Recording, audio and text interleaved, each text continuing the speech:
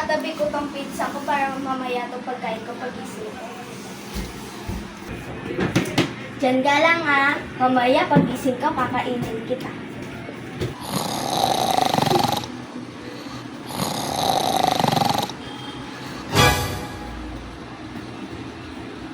Yun, tulog siya Ate Stella.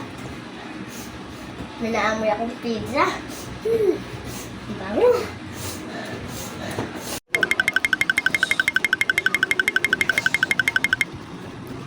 Ayun, nakita ko na yung pizza. Ayun, nakita ko na yung pizza. Yay! Kainin ko na to.